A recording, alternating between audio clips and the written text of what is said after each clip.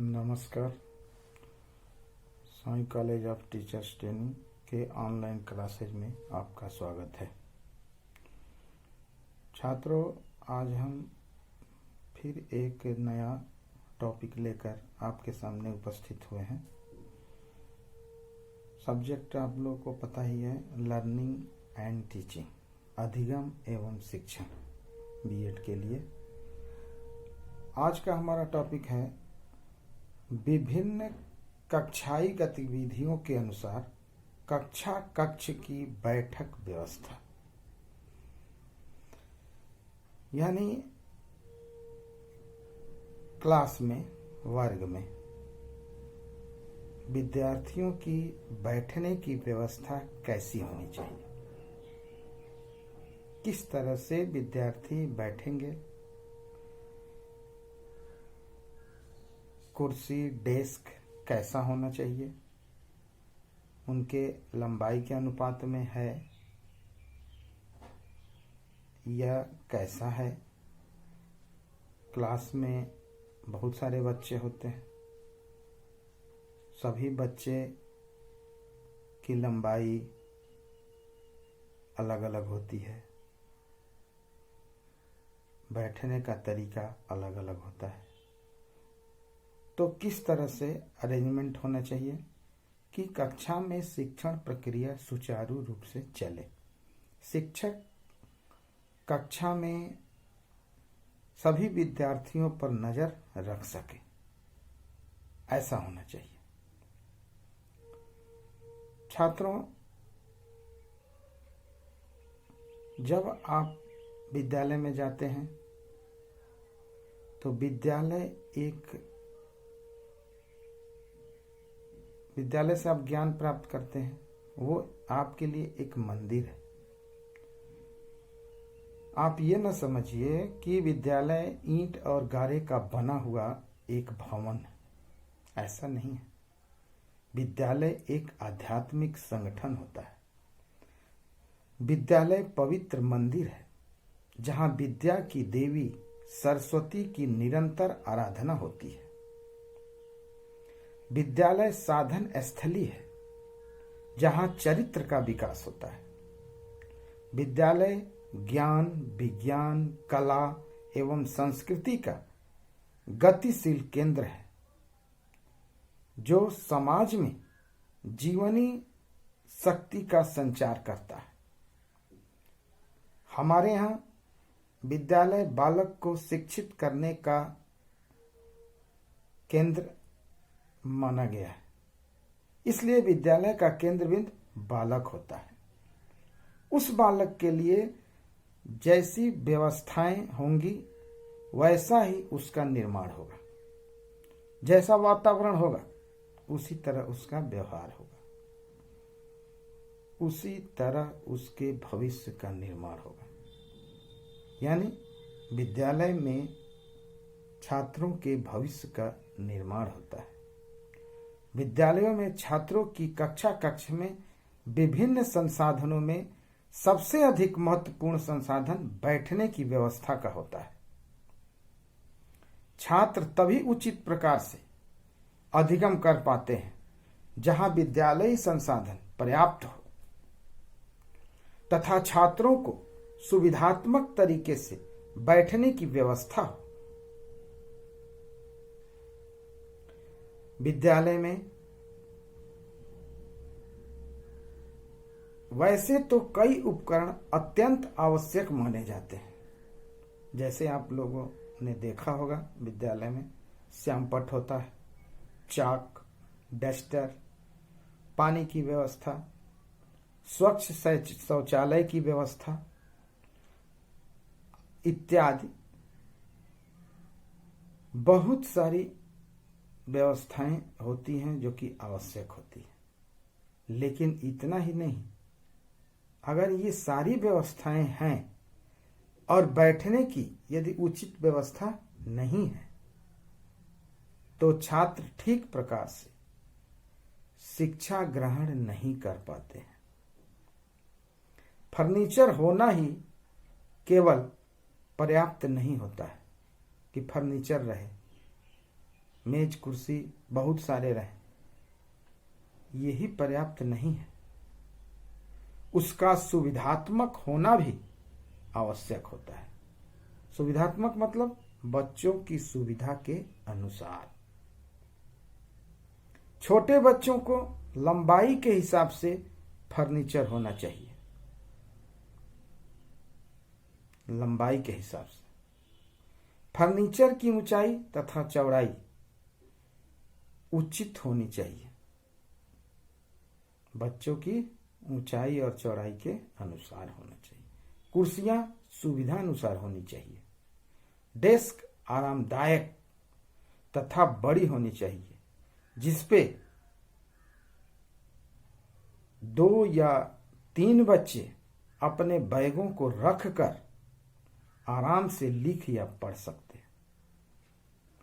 पैरों से लाचार बच्चों के लिए कक्षा में कुछ विशेष प्रकार की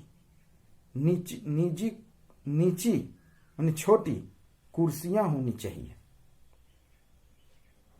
जिससे विकलांग बच्चों को बैठने में किसी प्रकार की परेशानी न हो। छात्रों, बैठने की व्यवस्था आप लोग समझ गए होंगे, क्योंकि आप छोटे से ही विद्यालय में पढ़ते आए हैं। आपको विभिन्न कक्षाओं में विभिन्न प्रकार के बैठने की व्यवस्था मिली होगी। विभिन्न प्रकार के ब्रेंच टेबल, कहीं कुर्सी, कहीं कुछ इस तरह से बैठने की व्यवस्था। कहीं कोई जगह आपको आरामदायक लगता होगा, कहीं कठिनाई महसूस हुई। तो इसलिए ये आप अच्छी प्रकार से समझ सकते हैं। विद्यालय के फर्नीचर का बालक के स्वास्थ्य, शारीरिक एवं मानसिक तथा नैतिक विकास से भी घनिष्ठ संबंध होता है। ये नहीं है कि विद्यालय में बैठने की व्यवस्था चाहे जैसी भी हो। अगर विद्यालय में, अगर वर्ग में बैठने की व्यवस्था अच्छी नहीं है, फर्नीचर अच्छा नहीं है, तो उसका शारीरिक रूप से भी उसको दिक्कत होती है, मानसिक रूप से भी दिक्कत होती है, नैतिक विकास, इससे भी इसका घनिष्ठ संबंध होता है। यदि फर्नीचर का आकार एवं प्रकार सही नहीं है तो पाचन तंत्र, नेत्र दोष, कंधों की गोलाई, वक्ष का अनुचित विकास, रीढ़ का झुकाव आदि दोषों के कारण बालक को शारीरिक क्षति उठानी पड़ती है, अगर बैठने की व्यवस्था अच्छी नहीं है तो। विभिन्न प्रकार के शारीरिक कष्ट होते हैं। इसके अतिरिक्त एकाग्रचित्ता भी भंग होती है। अगर बैठने की व्यवस्था अच्छी नहीं है तो बार बार उधर ध्यान जाता है, तो कंसंट्रेशन बच्चों का नहीं बन पाता है। ध्यान के अभाव में एकाग्रचित्ता नहीं रहती एवं ध्यान के अभाव में मानसिक क्षति उठानी पड़ती है छात्रों को। तो छात्रों, हमारे विद्यालयों में एक ही आकार प्रकार की मेज कुर्सियां देखने को मिलती है, जबकि उन्हें प्रयोग करने वाले बालक समान ऊंचाई के नहीं होते हैं।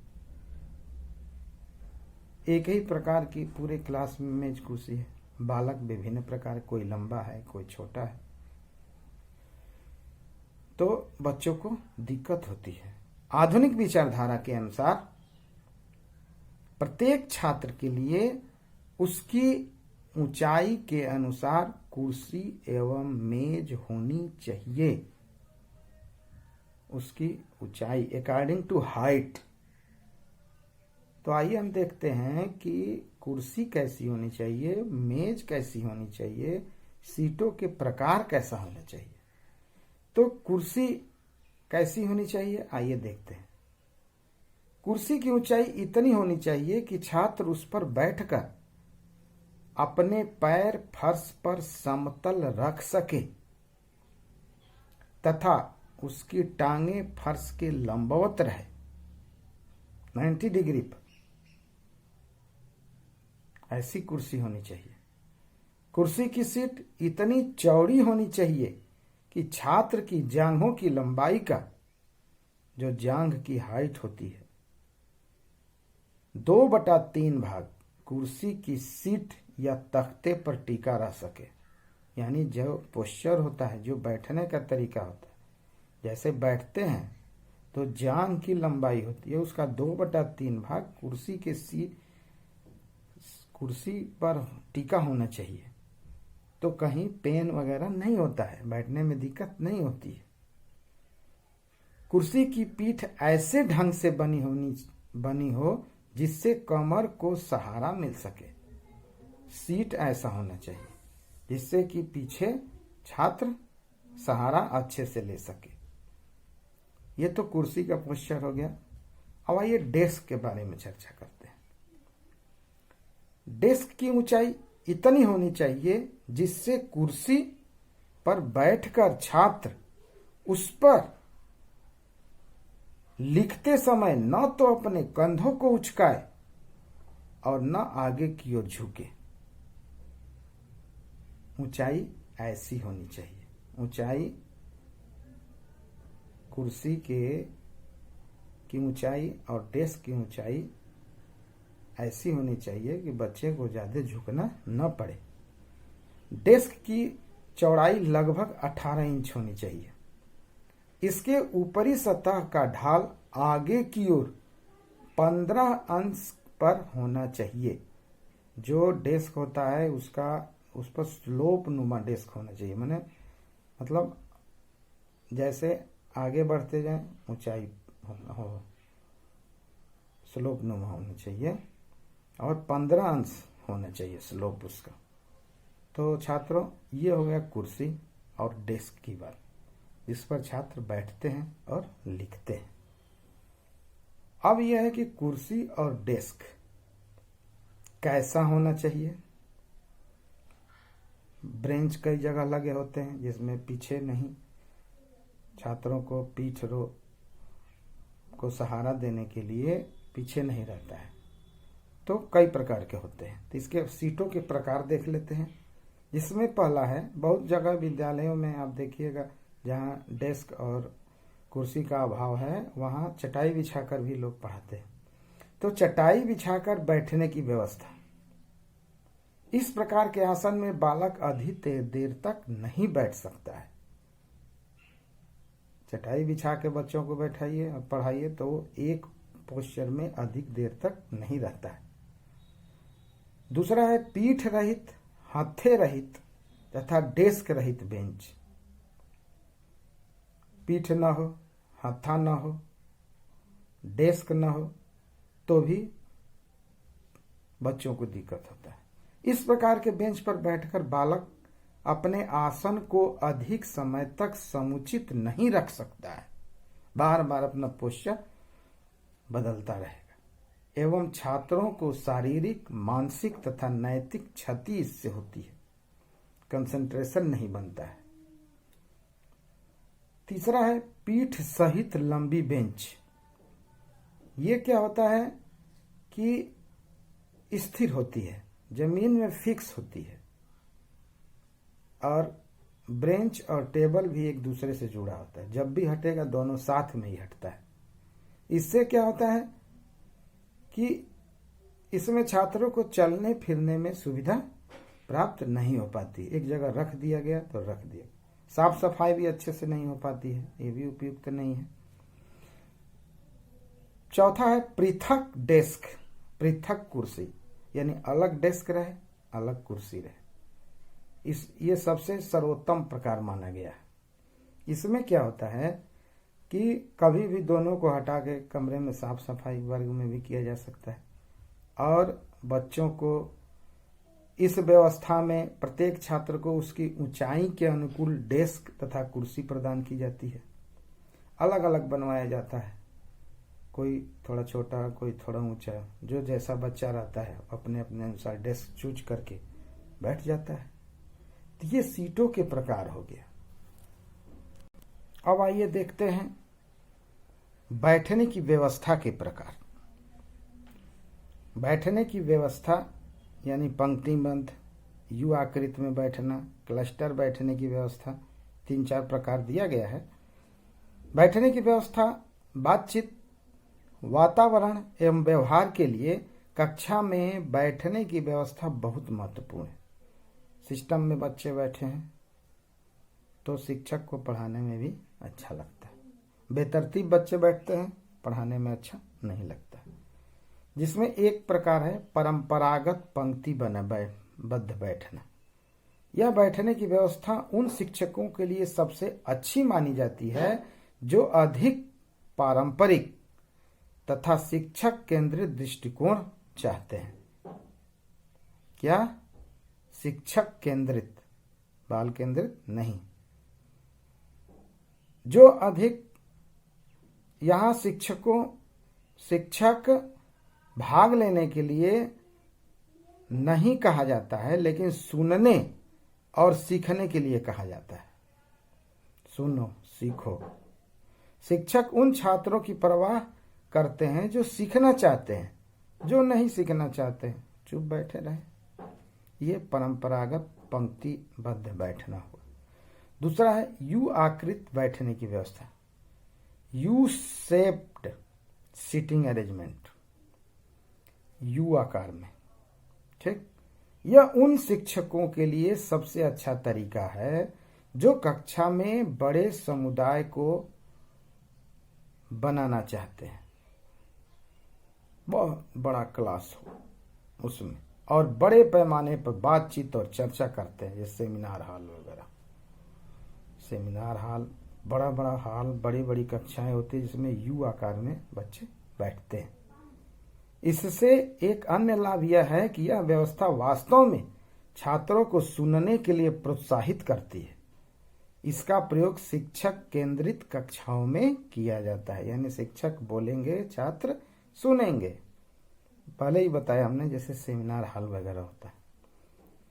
और तीसरा है और अंतिम, क्लस्टर बैठने की व्यवस्था, क्लस्टर सीटिंग अरेंजमेंट। यह बैठने की वह व्यवस्था है जब कक्षा में शिक्षकों को छात्रों की समूह या जोड़े में बिठाना होता है। क्लस्टर बैठने की व्यवस्था, समूह में छात्रों को बैठाया जाए या 2-2, 3-3 छात्रों को बैठाया जाए अलग अलग। इस प्रकार की कक्षा में बहुत सारा जगह होता है। यहाँ व्यायाम भी करवाया जाता है, प्रस्तुतिकरण, चर्चा, खेल आदि से संबंधित कई गतिविधियां आसानी से कक्षा में आयोजित की जा सकती है। ये क्लस्टर बैठने की व्यवस्था है।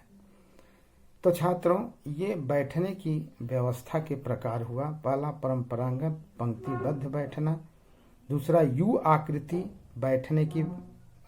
बैठने की व्यवस्था, तीसरा है क्लस्टर में बैठने की व्यवस्था। तो आज हम लोगों ने चर्चा किया सीटिंग अरेंजमेंट पर, कक्षा में बैठक व्यवस्था पर।